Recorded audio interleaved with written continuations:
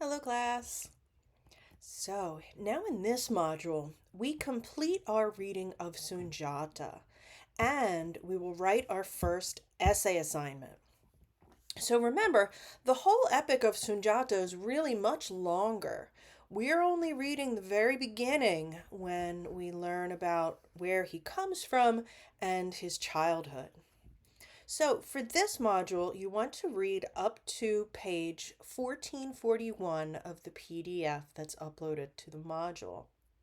And here we'll learn about the life of the young Sunjata and the obstacles that he had to overcome even as a child and a young man.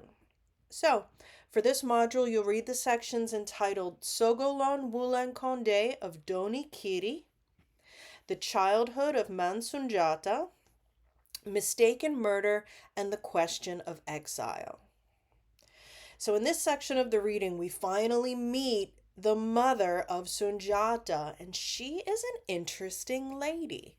Sogolon Wulan Konde is the youngest sister of the Buffalo Woman. And remember, the Muslim hunters who come to Mandan, because they were so kind to the Buffalo Woman, she gave them the secret to defeating her and freeing the city that she was terrorizing. She does that on the condition that they bury her body away from the town, and not let the townspeople or her brothers see it, and on the condition that one of them marries Sogolon, or who's referred to as Ugly Sogolon. Now, although Sogolon is crippled and deformed, which the Buffalo Woman says is her fault because she introduced her to magic at too young an age, um, these deformities of Sogolon are also a sign of her magical power, or of what's called Dalilu.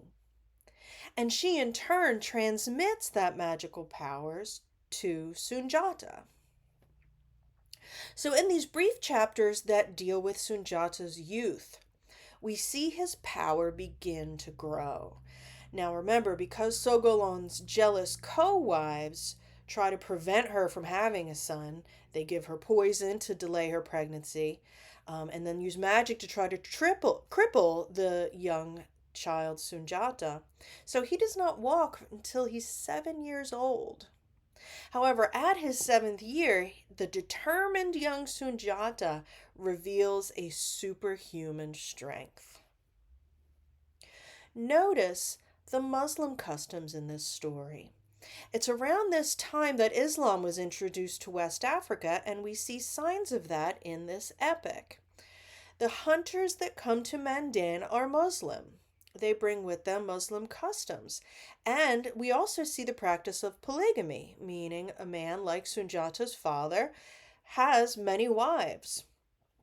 It's the jealousy of the other co-wives who did not bear this prophesied son, that lead them to even try to kill Sunjata, which forces him into exile. So, in this module, we have discussion questions to complete and an essay about Sunjata. So, complete the reading first, then look at the instructor's material on Sunjata. Then, answer the discussion questions to the best of your ability.